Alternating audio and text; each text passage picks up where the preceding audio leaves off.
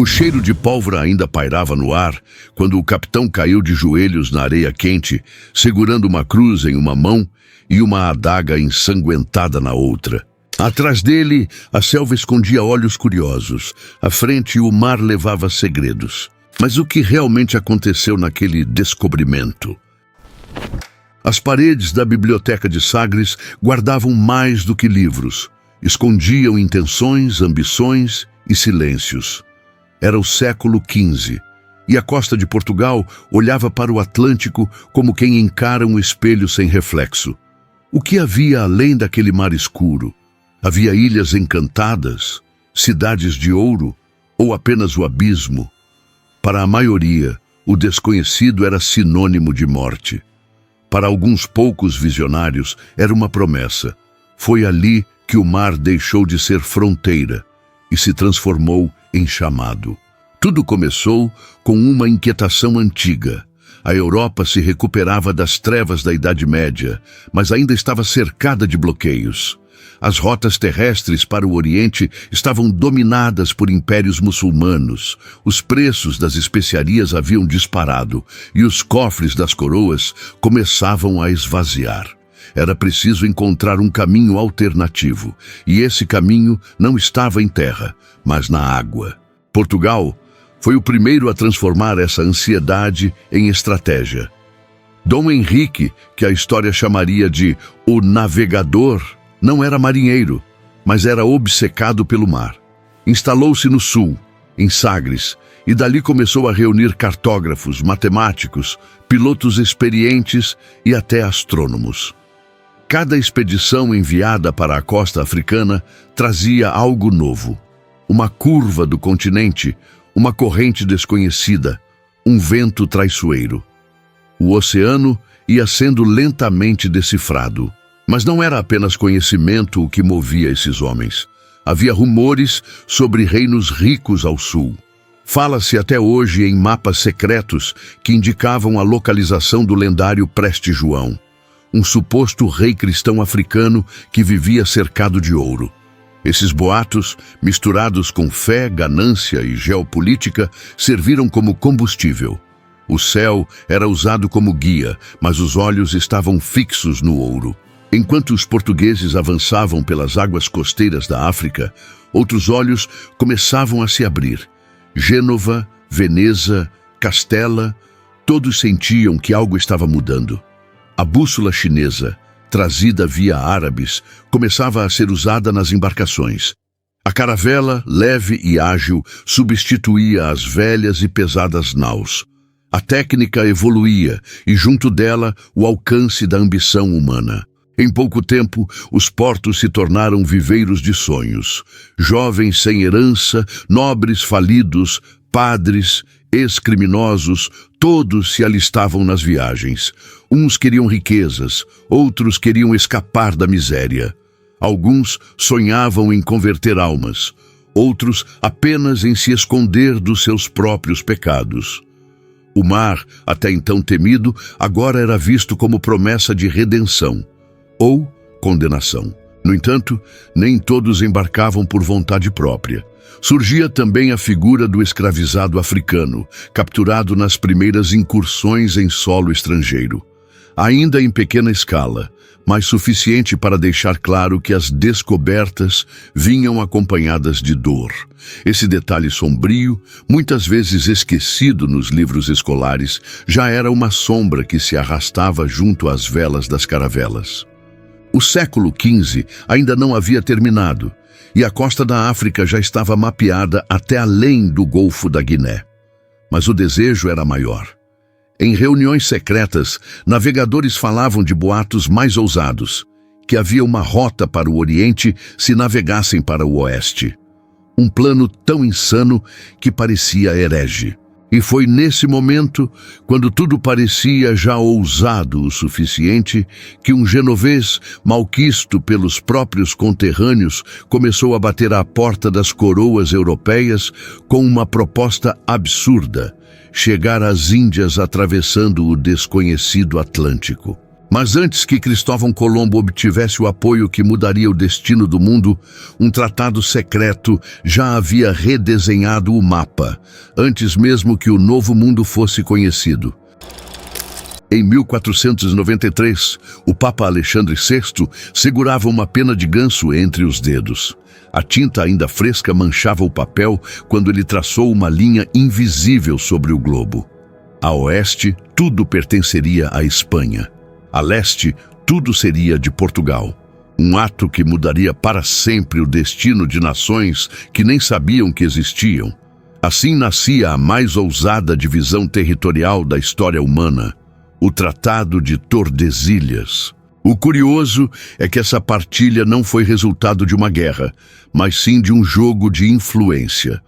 Quando Colombo retornou de sua primeira viagem à América, trazendo relatos de terras férteis e habitantes dóceis, e principalmente a suspeita de que ali poderia haver ouro, os reis católicos da Espanha correram à frente. Queriam garantir seus direitos sobre as novas descobertas. Portugal, que já vinha navegando e explorando o Atlântico há décadas, viu ali uma ameaça direta à sua supremacia marítima. Foi nesse contexto que o Papa, como autoridade máxima da cristandade ocidental, interveio. Para evitar um conflito entre os dois reinos mais poderosos da fé católica, ele desenhou uma linha imaginária a 100 léguas a oeste de Cabo Verde. Mas Portugal achou pouco. Insistiu, pressionou, negociou. O resultado? A linha foi movida para 370 léguas a oeste. E com isso, sem saber, os portugueses garantiram para si uma parte do futuro continente sul-americano. O mais perturbador é que essa divisão foi feita sem consultar nenhum dos povos que já habitavam essas terras.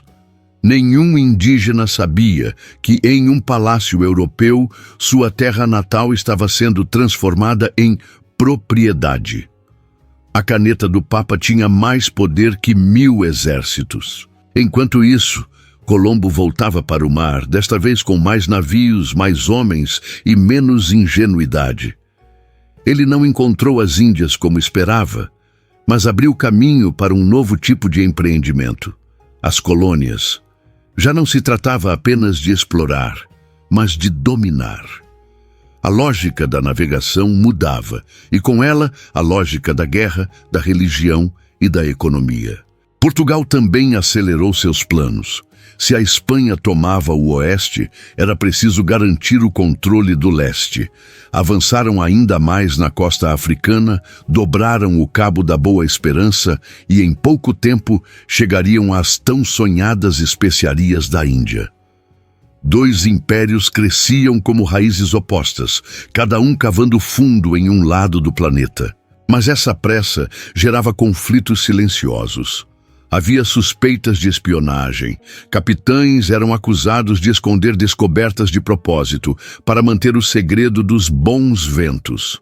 Há registros de mapas queimados, rotas codificadas e até navegadores apagados da história por saberem demais. O oceano era agora um tabuleiro e os marinheiros peças descartáveis de um jogo maior. No centro desse xadrez estava o medo. E se o outro descobrisse um novo mundo antes? E se as terras recém-achadas fossem mais ricas do que o previsto? E se os habitantes locais fossem fáceis de converter ou de escravizar? Essa paranoia alimentava uma corrida insaciável. Cada novo arquipélago era tomado como se fosse o último. Cada baía mapeada era um prêmio estratégico. Em pouco tempo, as bandeiras europeias começariam a fincar-se em terras onde nunca haviam sido vistas estrelas de 5 pontas, nem escudos com cruzes vermelhas. Mas quando finalmente o continente americano começou a ser explorado, o encontro entre dois mundos revelou algo ainda mais impactante do que ouro. Um abismo de cultura, fé e sobrevivência que nem os mais preparados navegadores poderiam antecipar. Ao longe, o som dos tambores parou. Os caciques estavam reunidos sob a sombra das palmeiras quando avistaram pela primeira vez as velas brancas surgindo no horizonte. Não eram nuvens, Não eram aves, eram entidades flutuantes que cortavam o mar com firmeza, e delas saíam homens cobertos de ferro, barbudos, com peles tão pálidas quanto a lua. Para os povos originários, aquilo não fazia sentido. Era o início de uma ruptura profunda, um momento tão impactante que até hoje ecoa como uma cicatriz cultural. O primeiro contato entre europeus e nativos americanos não foi marcado por guerras imediatas, mas por silêncio. De ambos os lados havia espanto. Os europeus esperavam encontrar monstros ou selvagens violentos. Encontraram sociedades organizadas, com idiomas próprios, rituais sagrados e uma relação simbiótica com a natureza.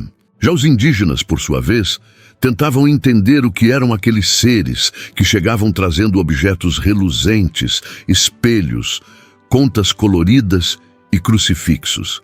Eram deuses? Eram fantasmas? A comunicação à primeira vista foi feita com gestos, expressões e oferendas. Os europeus ofereciam metais e tecidos.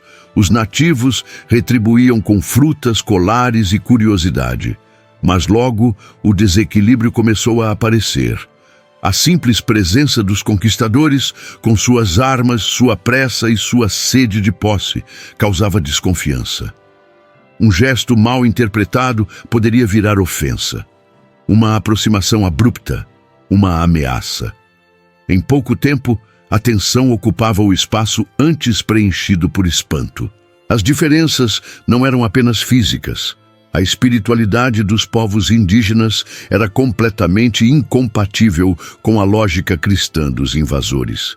Enquanto os europeus impunham símbolos e discursos de salvação, os nativos observavam aquilo como intrusão. Os rituais, antes respeitados em silêncio, começaram a ser proibidos. As palavras estrangeiras logo se tornaram ordens, e a cruz, antes oferecida, virou imposição. Mas havia ainda outro inimigo invisível.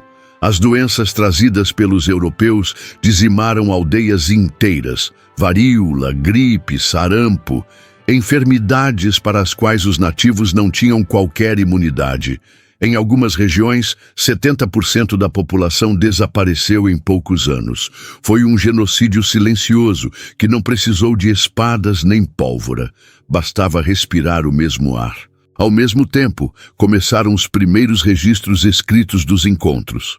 Cartas, diários de bordo e relatos enviados aos reis descreviam os povos nativos, ora como inocentes e amigáveis, ora como pagãos perigosos que precisavam ser purificados. Essa ambiguidade foi usada para justificar a dominação. A imagem do bom selvagem servia para facilitar alianças temporárias. A do bárbaro herege servia para justificar massacres quando fosse conveniente.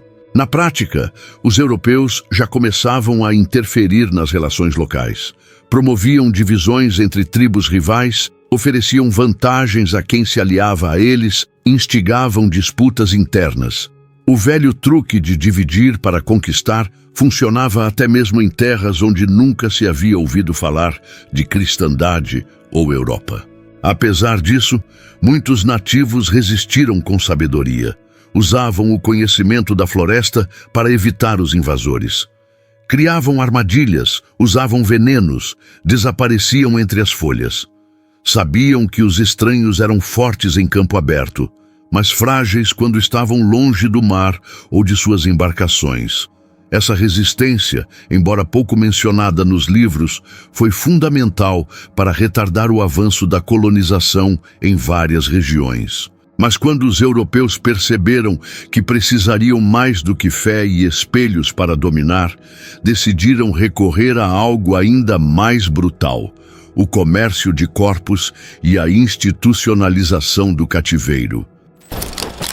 Antes mesmo que as fortalezas fossem erguidas nas novas terras, as bases da escravidão já estavam sendo firmadas nos bastidores da colonização.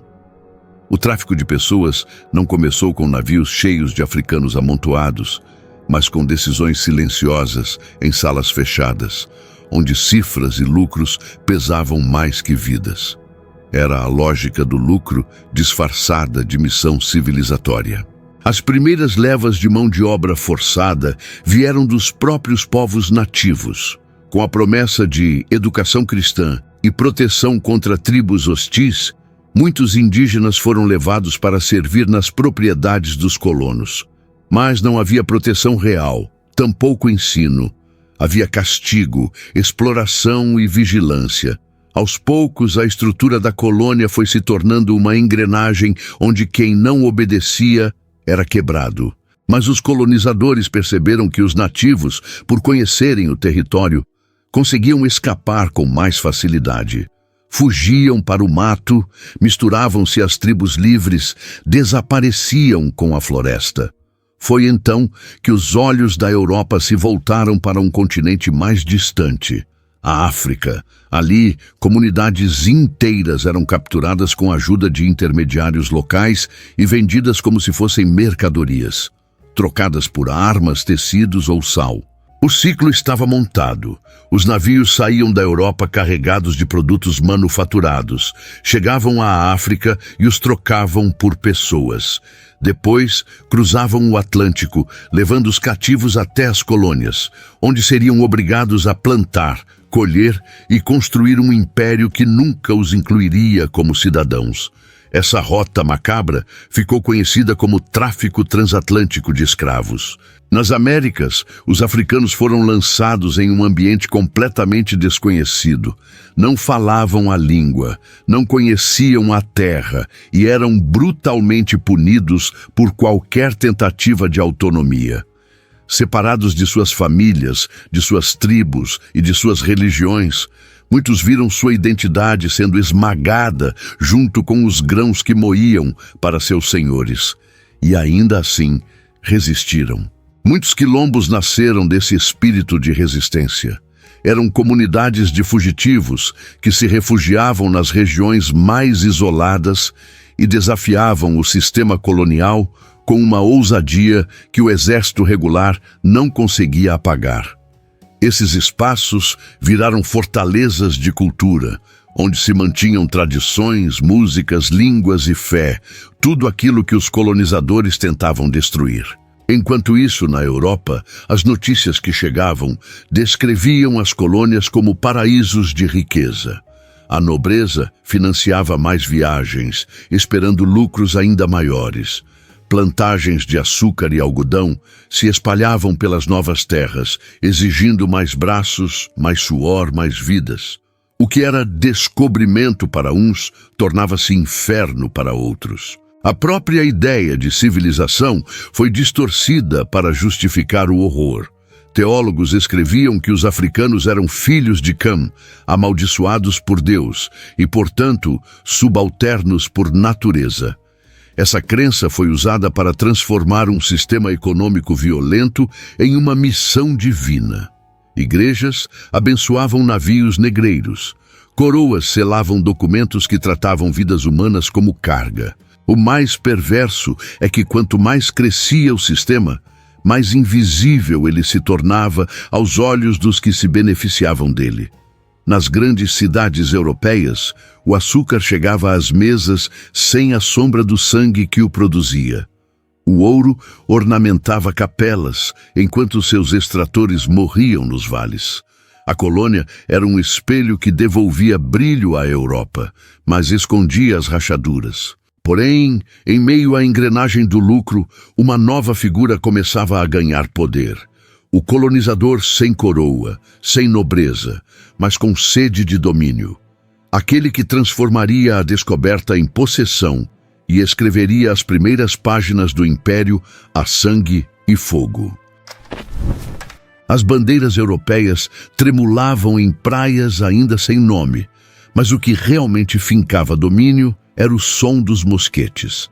A colonização, que começou disfarçada de missão evangelizadora e exploração comercial, logo se transformou numa ofensiva militar direta. Quando os interesses da coroa passaram a ser ameaçados por levantes, alianças indígenas ou disputas internas, a diplomacia foi deixada de lado e a guerra se tornou inevitável. Os primeiros conflitos armados entre colonos e povos nativos surgiram quando os europeus tentaram impor regras sobre territórios já ocupados. As terras que antes eram partilhadas em sistemas comunais, sem ideia de propriedade privada, passaram a ser cercadas, marcadas com marcos de pedra e protegidas por armas de fogo. A terra, que era sagrada para muitos povos, virou mercadoria para os novos donos. Para os europeus, manter o controle exigia mais do que presença física. Era preciso instaurar o medo. Aldeias inteiras foram incendiadas como exemplo. Caciques que resistiam eram enforcados em praças improvisadas. Mulheres e crianças eram feitas reféns para coagir guerrilheiros. Em poucos anos, a colonização deixou de ser um projeto de expansão e se tornou uma campanha de dominação implacável. Nas cartas enviadas aos reis, os colonizadores diziam estar pacificando as regiões, mas na prática estavam instaurando regimes de ocupação. Fortalezas eram construídas em pontos estratégicos, como portos, colinas e rios navegáveis. A arquitetura da conquista não se limitava a igrejas e casas senhoriais. Incluía fortalezas, depósitos de pólvora e quartéis. A cruz e a espada já não andavam juntas. A espada ia à frente. Ao mesmo tempo, rivalidades entre potências europeias transformavam as colônias em campos de batalha indireta. Franceses, ingleses e holandeses começaram a invadir territórios teoricamente sob domínio ibérico. Usavam da mesma tática que os ibéricos haviam usado com os nativos. Ofereciam vantagens, fomentavam rebeliões e compravam traições. O inimigo já não era só o indígena ou o quilombola. Era qualquer um que ameaçasse o fluxo de riqueza para a metrópole. É nesse cenário que surgem os bandeirantes, figuras ambíguas que operavam nas fronteiras da legalidade. Eles não eram soldados oficiais nem representantes da igreja, mas agiam com brutalidade comparável a qualquer exército. Caçavam indígenas, destruíam quilombos e abriam caminhos pelo interior das colônias. Eram a força bruta da colonização informal, movida por lucro próprio, mas amplamente tolerada pelas autoridades. Enquanto isso, na metrópole, as coroas europeias transformavam as colônias em pilares de seu poder. O que era extraído ou produzido além-mar sustentava guerras na Europa, financiava construções palacianas, alimentava aristocracias. O império crescia para fora, mas se mantinha de pé por dentro, e o sangue que o regava não era visto como problema, era tratado como inevitável. Havia também uma guerra simbólica em curso. O idioma dos colonizadores era imposto. Nomes de lugares eram trocados. Rituais eram proibidos e considerados bruxaria. A imposição cultural fazia parte da estratégia. Se o corpo resistisse, a alma seria domada. O objetivo era destruir a identidade local e substituí-la por uma estrutura submissa, adaptada aos interesses da coroa. Por trás de toda essa engrenagem, havia sempre uma justificativa: progresso. Mas o que se via era destruição, submissão e morte. O novo mundo era novo apenas para quem chegava. Para os que já estavam ali, tudo o que existia estava sendo corroído, com lentidão e precisão. Mas mesmo diante do terror, surgiram figuras improváveis. Líderes nativos, negros libertos e até colonos arrependidos, que ousaram desafiar os impérios e reacenderam a chama da resistência em pleno coração da colônia. Enquanto as potências europeias se vangloriavam de suas conquistas ultramarinas, no interior das colônias, um outro tipo de história estava sendo escrita, com sangue, fogo e silêncio. Rebeliões indígenas, levantes de escravizados e alianças entre etnias formavam uma rede de resistência que desafiava, a cada geração, o mito da submissão total.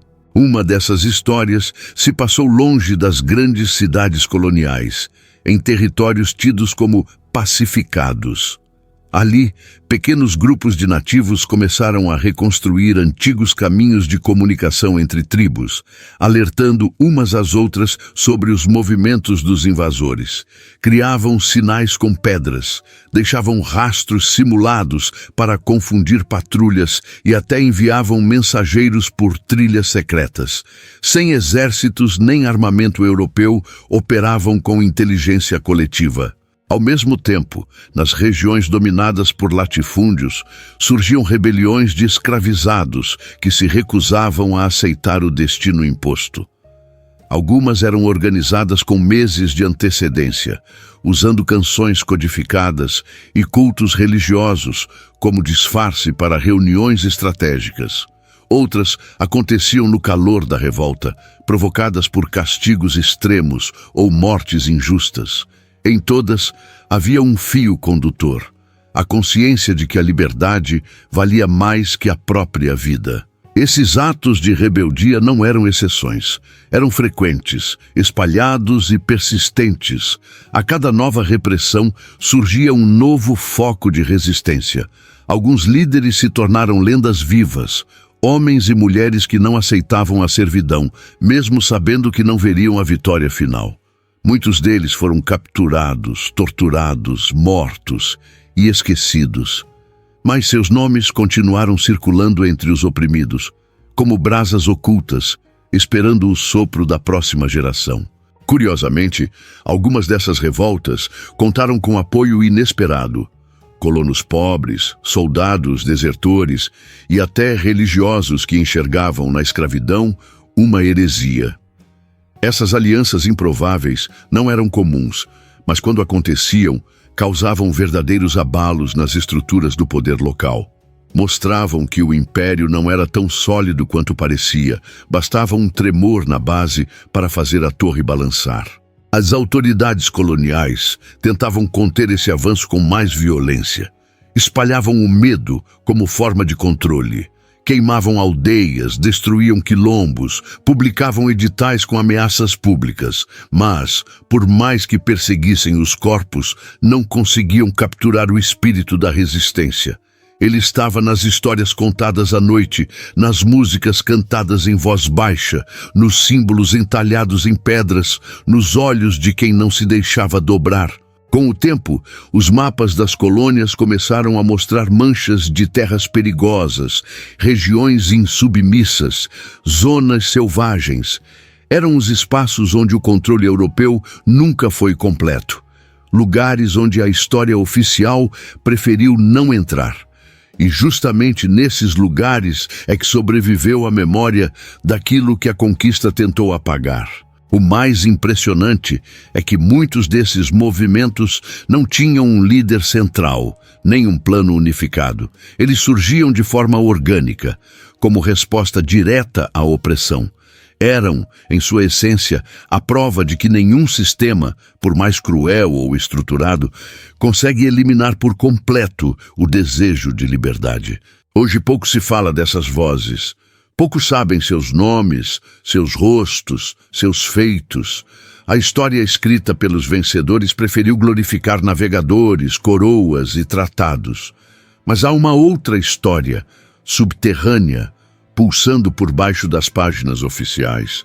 Uma história de resistência, de coragem e de memória. E enquanto o mundo aplaudia os descobridores, a pergunta verdadeira permanecia sem resposta.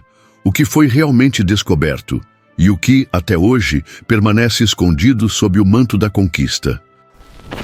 E brisa salgada ainda sopra nas costas, onde séculos atrás, caravelas se aproximaram trazendo promessas e presságios.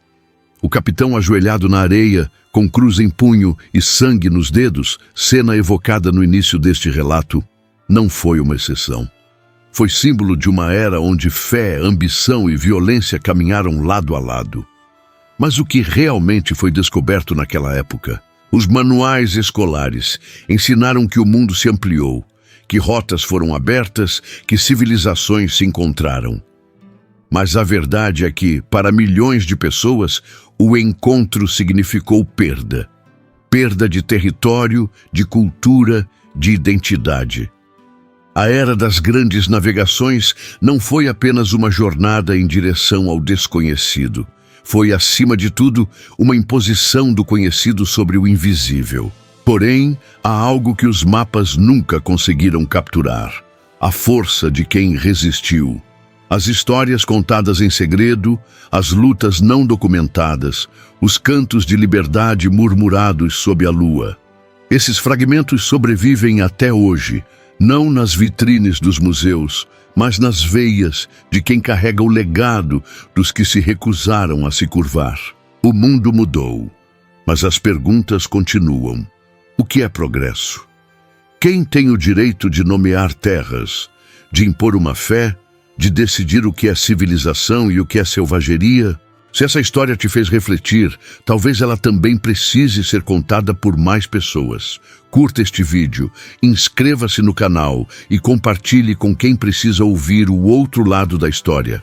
E se quiser continuar mergulhando nas sombras e luzes do passado, recomendo que assista agora nosso vídeo sobre as civilizações que desapareceram antes mesmo da chegada dos europeus.